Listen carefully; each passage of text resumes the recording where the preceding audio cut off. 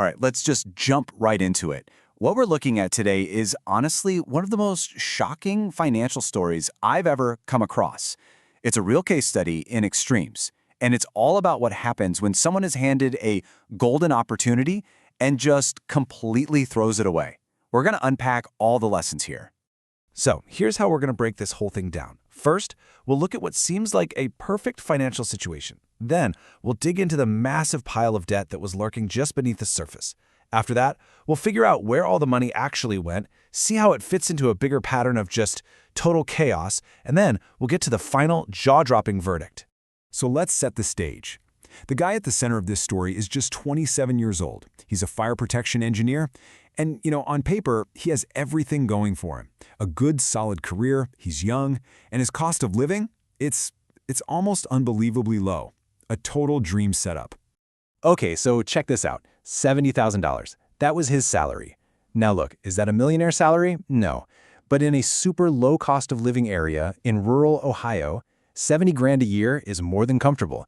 It's a fantastic, stable foundation to start building some serious wealth. And then there's this number. Honestly, this is what makes the whole story so mind-blowing. $579.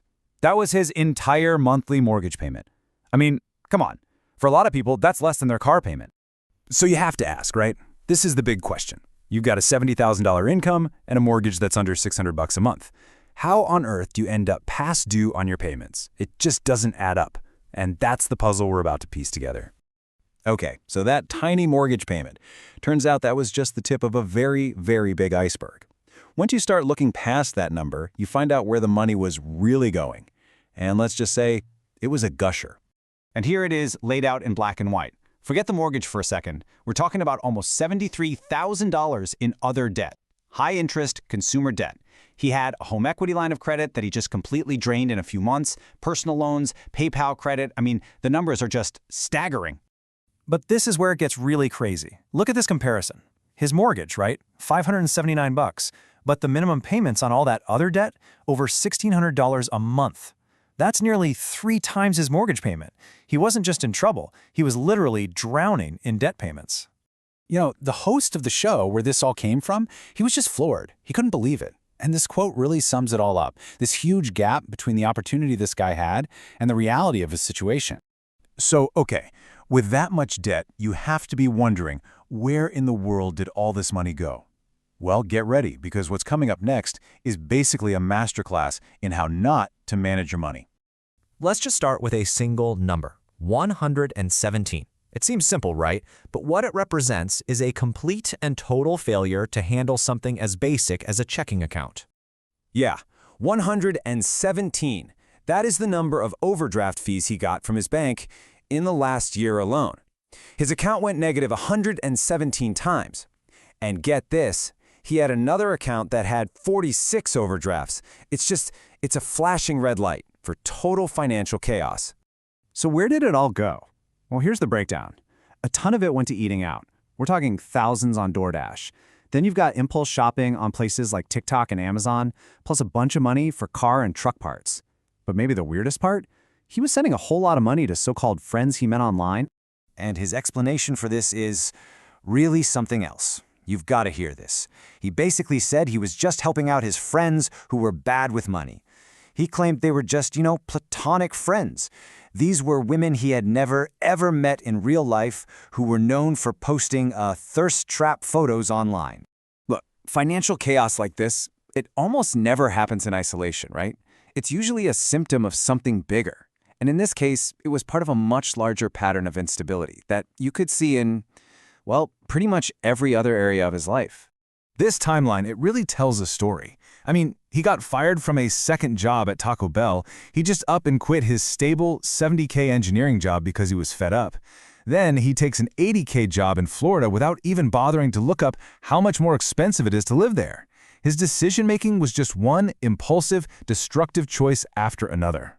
And this pattern, it definitely showed up in his personal life too. And things got really, really serious. There were actually 3 separate, serious allegations made against him by women. This next quote is from when the host confronted him point blank about the most serious one of all. In his response, he denied everything. Flat out. He said they were all just lies, made up by people trying to get revenge on him. He basically blamed it all on them, even suggesting they were mentally unstable. And as you look at the whole story, this one theme just keeps popping up again and again. It didn't matter what it was, the missed mortgage payment, the crazy spending, even those incredibly serious allegations. He never took responsibility. It was always someone else's fault. The bank's fault, his parents' fault, his ex-girlfriend's fault, everyone but him. So after digging through all the numbers, the spending habits, this whole pattern of behavior, the host was kind of backed into a corner. There was really only one logical path forward, even if it was a pretty drastic one. And you can see why when you look at the math. It was just brutal. Option 1, he could try to pay it all off. Even on a super strict budget, we're talking more than 7 years of grinding. Option 2, bankruptcy. It's a huge step, but it would give him a financial reset in about 3 years. The choice became pretty clear. But the host's final advice was so much smarter than just go declare bankruptcy. It was a whole plan, and it was all about finding stability first. Step 1, stop the chaos. Do not move to Florida.